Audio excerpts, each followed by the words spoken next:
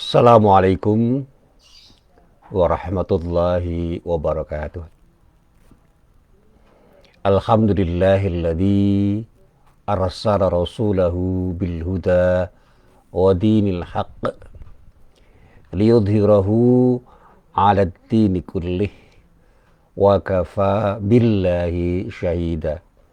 Asyhadu an la ilaha illallah wahdahu la syarikalah wa asyhadu anna Muhammadan abduhu wa rasuluh. Allahumma salli wa sallim ala nabiyyina Muhammad wa ala alihi wa sahbihi wa man wala, amma ba'd. Para jamaah yang dirahmati Allah, alhamdulillah pagi ini kita bisa bertemu lagi, dan mudah-mudahan sekali lagi kita berharap pertemuan-pertemuan kita itu benar-benar menjadi pertemuan yang mendapatkan ridho dari Allah Subhanahu wa taala. Amin. Para jamaah yang dirahmati Allah, sekali lagi saya ingin menekankan bahwa di dalam hidup ini kita selalu akan menghadapi masalah. Dan sekali lagi, besar kecilnya masalah itu tidak akan menentukan kita itu berhasil atau tidak mengatasi masalah itu. Kalau kita itu paham terhadap apa yang menjadi masalah kita dan tahu bagaimana cara memecahkannya, insya Allah semua masalah itu akan terasa ringan bagi diri kita. Dan sekali lagi saya tekankan, kemampuan kita untuk memecahkan masalah itu terletak pada keinginan kita untuk lebih tahu tentang masalah itu dan mau belajar untuk berproses bagaimana kita menyelesaikan masalah itu dengan sikap sabar. Kemarin saya katakan, tidak semua api itu membakar. Api itu bisa saja kemudian memanaskan kalau kita manage dengan baik, sehingga kita bisa memanfaatkan panasnya api itu. Tidak semua yang bermadharat itu pasti memberikan madharat pada kita kalau kita mampu untuk memanfaatkan sesuatu itu dengan cara yang baik. Saya pernah membaca tentang bagaimana kekhawatiran orang tentang bahaya nuklir. Tetapi ketika orang itu tahu bagaimana memanfaatkannya, nuklir itu bisa menjadi sesuatu yang bermanfaat. Antara lain bisa menjadi energi yang bisa memberikan manfaat pada diri manusia, termasuk listrik. Listrik tenaga nuklir itu kan ada dan bisa dikerjakan oleh manusia untuk bisa memberi manfaat pada mereka ketika mereka tahu bagaimana memanfaatkan tenaga yang berasal dari nuklir itu. Demikian juga saya, meskipun saya tidak belajar tentang masalah itu, tentang virus. Virus itu adalah bagian dari makhluk Allah yang bisa direkayasa oleh manusia dengan proses rekayasa semacam apapun. Tapi ketika manusia itu bersikap bijak, dengan sabar bisa menggunakan dan memanfaatkannya, virus itu bisa menjadi sesuatu yang bermanfaat karena manusia tahu bagaimana memanfaatkannya. Nah, sekarang ini orang kan bingung dengan virus yang disebut dengan corona, yang sebutan populernya itu adalah COVID-19, COVID-19. Ada kecemasan yang luar biasa, bahkan banyak orang yang panik, dan orang menyikapi keberadaan virus itu dengan sikap yang penuh dengan kecemasan. Sehingga yang terjadi apa? Banyak hal yang kemudian memberikan madharat pada manusia karena adanya virus itu. Padahal tidak ada yang salah dengan virus itu. Yang salah adalah sikap kita terhadap keberadaan virus itu. Kalau kita punya sikap yang tepat terhadap keberadaan virus itu, tidak ada yang kemudian perlu kita cemaskan. Nah, tentu saja semua orang harus jujur untuk bisa menyikapi semua hal yang terjadi itu dengan sikap yang bijak. Termasuk para pakar, para ahli, para pemangku kebijakan yang pada saatnya memang harus mau melakukan tindakan dengan sejujur-jujurnya, sehingga masyarakat awam sekalipun itu tidak perlu cemas, tidak perlu gelisah, tidak perlu resah, tidak perlu panik seperti sekarang. Dan bahkan dampak dari keberadaan virus yang dinamakan COVID-19 itu tidak harus seperti sekarang ini. Bagaimana sekarang kita melihat dampak sosial dari pandemi virus 19 itu begitu rupa bisa kita lihat. Termasuk di dalamnya dampak ekonominya itu luar biasa. Bahkan tidak ada yang dampak ekonomi. Saya yang bekerja di dunia pendidikan merasakan betapa virus yang disebut dengan corona atau sebutan populernya COVID-19 itu telah menciptakan kesenjangan antara orang yang sedang mengajar dan sedang belajar, antara pendidik dan peserta didik.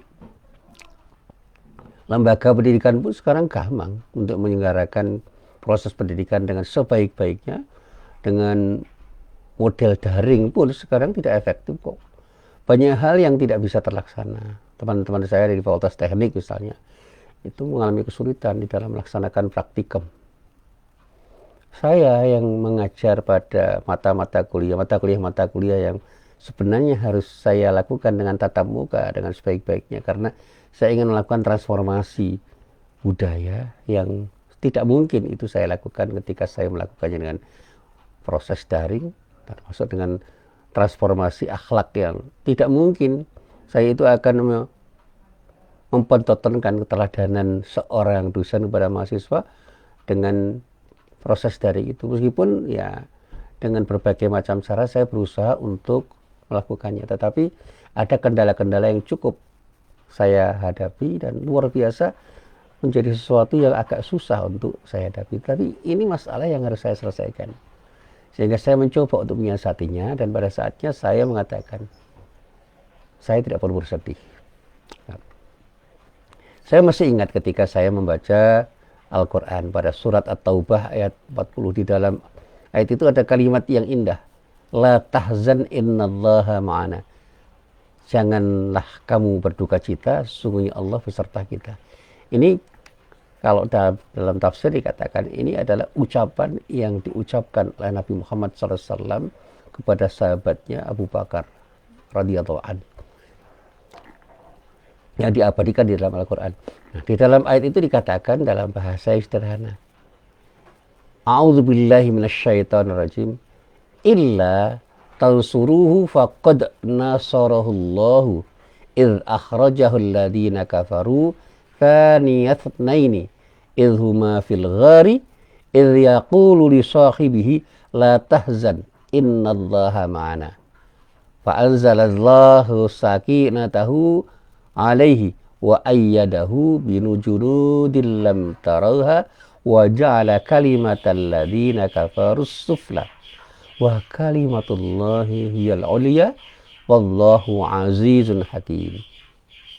Jikalau kamu tidak menolongnya Muhammad, maka sungguhnya Allah telah menolongnya, yaitu ketika orang-orang kafir musyrikin Makkah mengeluarkannya dari Makkah, sedang dia salah seorang dari dua orang ketika keduanya berada di dalam gua. Ini cerita tentang Abu Bakar dan Nabi Muhammad SAW di gua Thur. Di waktu dia berkata kepada temannya, janganlah kamu berduka cita, sesungguhnya Allah beserta kita. Maka Allah menurunkan keterangannya kepada Muhammad dan membantunya dengan tentara yang kamu tidak melihatnya. Dan Al-Quran menjadikan orang-orang kafir itulah yang rendah, dan Allah itu dikatakan dengan bahasa Al-Quran ini, dan kalimat Allah itulah yang tinggi. Allah Maha Perkasa lagi Maha Bijaksana. Di sini kita melihat ada kekuasaan Allah yang tidak bisa dilawan oleh siapapun. Ketika di saat Nabi Muhammad SAW berada di Gua Thur bersama Abu Bakar, akal sehat orang mengatakan, ya bersembunyi di gua yang kecil itu tidak akan selamat. Tetapi Allah menyelamatkan keduanya, dan orang-orang kafir itu dilemahkan oleh Allah dengan tidak melihat dan tidak menduga bahwa ada dua orang yang ada di gua itu, dan penyelamatannya luar biasa. Ini diceritakan dalam tafsir, kan luar biasa itu. Bagaimana ada burung yang bersarang, ada lebah yang membuat sarangnya menutupi pintu gua itu, dan kemudian diceritakan dengan sangat indah oleh para ahli tafsir, sehingga sebegitu rupa Allah menyelamatkan Nabi Muhammad SAW serta Abu Bakar dari kejaran orang-orang kafir musyrikin Makkah pada waktu itu. Jadi kalau Allah ingin memenangkan seseorang ketika berperang melawan orang lain, terlalu mudah. Ketika Allah mau mengalahkan siapapun terlalu mudah. Jadi jangan sombong karena kita merasa kuat, dan jangan pernah kita merasa siut nyali atau merasa bersedih atau gelisah ketika kita itu memandang diri kita lemah. La haula wala quwata illa billah. Kita yakin dengan hauqalah kita, ucapan kita yang mengatakan bahwa Allah itu segala-galanya. Tidak ada daya dan kekuatan kecuali kekuatan yang datang dari Allah. Begitu kekuatan tidak datang dari Allah, tidak ada yang bisa mengalahkan. Nah, para jamaah yang dirahmati Allah, saya ingin bercerita tentang uzlah. Bagaimana uzlah itu kita lakukan. Mungkin nggak di tengah keramaian kita melakukan uzlah. Nah, uzlah itu tindakan menyepi. Nah, dari hari ke hari saya itu merasa semakin gampang untuk menjawab pertanyaan para mahasiswa saya. Yang pertanyaannya kalau disimpulkan begini, mungkinkah kita menjadi orang baik dan memperbaiki diri dalam serta memperbaiki lingkungan kita di tengah masyarakat kita yang tengah rusak? Karena Rasulullah SAW pernah berpesan dengan pesannya yang indah. Inna dina la ya'rizu ilal hijazi kama ta'zirul khayyatu ila hujriha. Wa la yaqilanna dinu minal hijazi ma'kilal urwiyah min ra'sil jabali. Inna dina bada'a ghariban wa yarji'u ghariban wa tuba lil ghuraba illadina yuslihuna ma afsadan nasu min ba'di min sunnati. Sungguhnya agama Islam ini akan kembali bersarang ke Hijaz bagaimana ular bersarang ke liangnya. Dan pasti agama ini akan terbentengi dengan Hijaz bagaimana kambing betina menjadikan puncak gunung sebagai benteng. Sesungguhnya Islam itu bermula dalam keadaan asing dan akan kembali asing. Maka beruntunglah orang asing itu, yaitu orang yang memperbaiki sesuatu yang telah dirusak oleh orang-orang setelahku. Nah, ini jaminan dari Rasulullah. Dan saya yakin bahwa jaminan ini tidak main-main. Kita itu akan menjadi apapun dan siapapun ketika Allah berkehendak. Dan jangan pernah kita sedih ketika kita berada di tengah-tengah kerumunan orang yang betul-betul menjadikan kita semakin lemah. Karena perhitungan kita akan kalah. Dan para jamaah yang berbahagia, pagi ini saya akan mengakhiri apa yang saya sampaikan.